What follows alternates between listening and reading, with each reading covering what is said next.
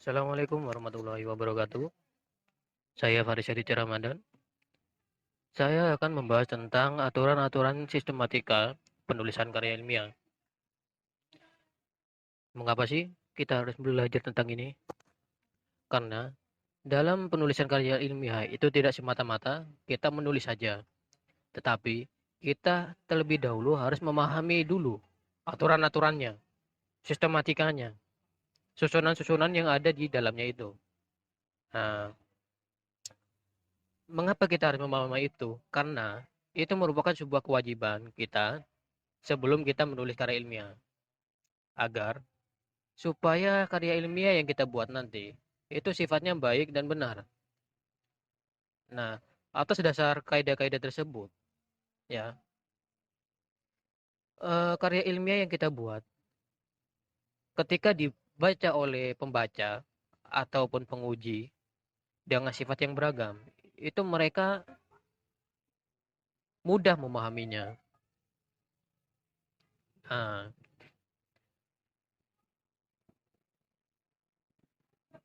untuk sistematika penulisan karya ilmiah, ya, atau susunan-susunannya itu yang pertama harus ada cover atau sampul depan. Yang kedua ada judul, ketiga daftar isi, keempat bab satu yang isinya adalah pendahuluan, yang kelima bab 2 yang isinya adalah landasan teori atau isi. Yang keenam isinya adalah pembahasan atau penyajian hasil dari penelitian. Yang keempat adalah penutup. Kemudian halaman terakhir itu adalah daftar pustaka. Untuk bab pendahuluannya, pada bagian pendahuluan ini berisikan informasi yang terkait dari masalah-masalah yang akan kita tulis atau tema, ya. Dengan kata lain adalah tema dari karya ilmiah yang akan kita buat.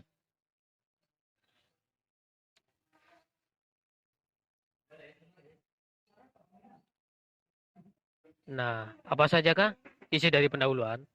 Isi dari pendahuluan itu meliputi dari latar belakang masalah. Nah, seperti barusan kan tema, berarti dari tema tersebut nanti akan disimpulkan terdapat sebuah latar belakang. Berdasarkan latar belakang maksudnya. Yang kedua ada alasan memilih topik. Ketiga uraian singkat dari masalah, dari temanya. Pembahasan ruang lingkup. Nah, dari penelitiannya itu meliputi ruang lingkup apa saja. Nah, terus yang terakhir adalah serta solusi yang diberikan. Nah, di pendahuluan ini cukup simpel ya, lumayan simpel ya. Tapi itu hanyalah sekedar dari pendahuluan saja. Yang kedua ada yang namanya bab 2, yang isinya adalah landasan teori dan tinjauan pustaka.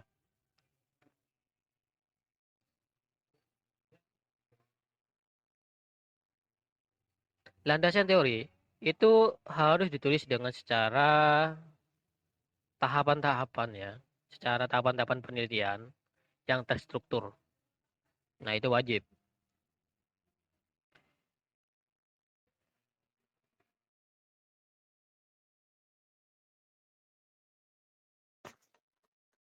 Pada landasan teori dan tinjauan pustaka. Di sini kita bisa menuliskan referensi apa saja yang digunakan untuk menunjang segala penelitian yang kita buat di dalam penulisan karya ilmiah ini. Landasan teori itu harus dilakukan, harus dituliskan secara terstruktur. Gunanya untuk apa? Gunanya adalah agar ke depan itu tidak amburadul. Menurut saya sih begitu. Karena kalau misalnya tidak struktur atau compang-camping ya, misalnya si A itu ada di bawah, terus B-nya itu di atas, kayak gini, kayak gitu. Nah, otomatis kan bisa membuat penguji ataupun yang membaca itu juga akan bingung untuk memahami apa dari penulisan ilmiah yang kita buat.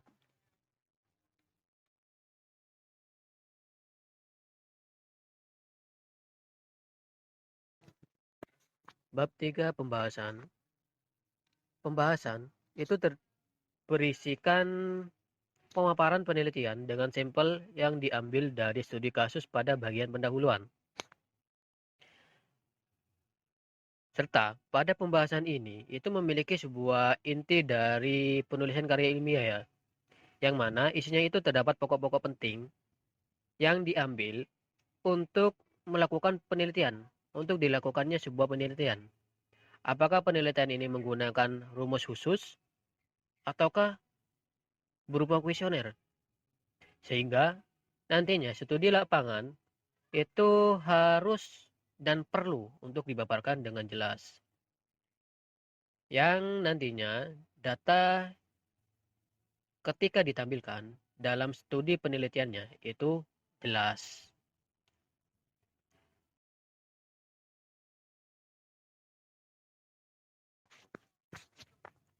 Bab 4 penutup yang isinya adalah kesimpulan dan saran. Kemudian ada daftar pustaka. Pada bab 4 ini untuk kesimpulannya itu merupakan akhir dari penulisan karya ilmiah. Nah, dari akhir tersebut disimpulkan apakah penelitian yang kita lakukan itu mampu memberi sebuah solusi terhadap permasalahan ataukah tidak. Atau yang lainnya cuman sebagai batu loncatan awal untuk melakukan penelitian lanjutan. Nah, itu harus ada ya, kesimpulan ini harus ada. Kenapa? Kalau kesimpulannya udah ditemukan ya dan udah menemukan solusinya itu seperti apa, maka selanjutnya adalah saran. Nah, sarannya sih seperti apa? Gini, gitu. Nah, tahu sendirilah gimana untuk sarannya. Kemudian ada daftar pustaka. Daftar pustaka ini berisikan sebuah daftar buku-buku atau rujukan tulisan ilmiah yang menjadikan rujukan kita untuk penelitiannya. Nah, itu daftar pustaka harus dituliskan semuanya yang menunjang dari penelitian ini. Oke.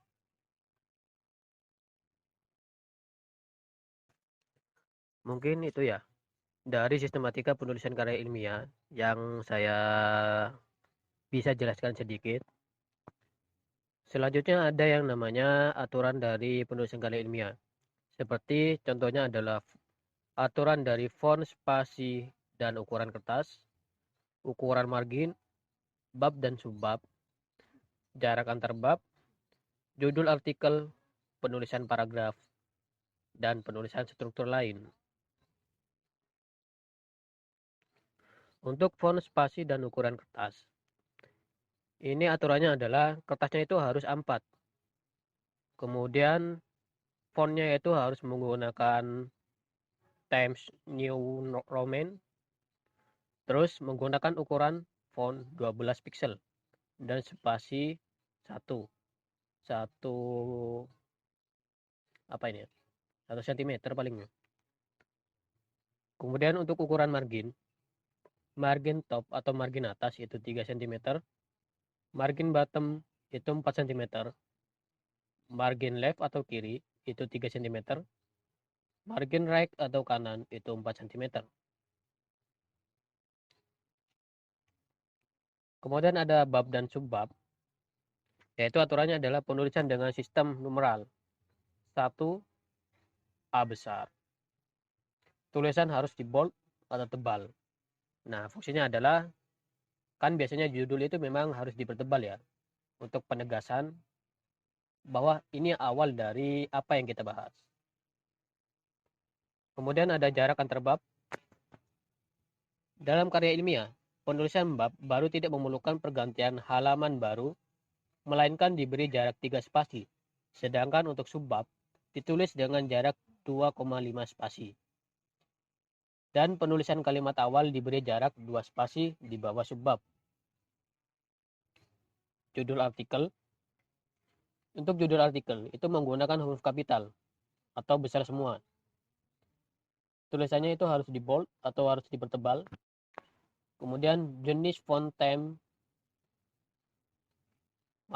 maksudnya jenisnya itu menggunakan font time New Roman.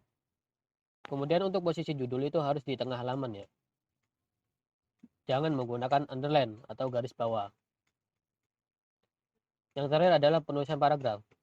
Untuk penulisan paragraf atau alinea dalam penulisan karya ilmiah juga terdapat aturan-aturan penulisan. Yang diantaranya adalah sebagai dengan alinea baru diketik ke dalam atau menjorok sebanyak 7-8 karakter atau sekitar 1,25 cm.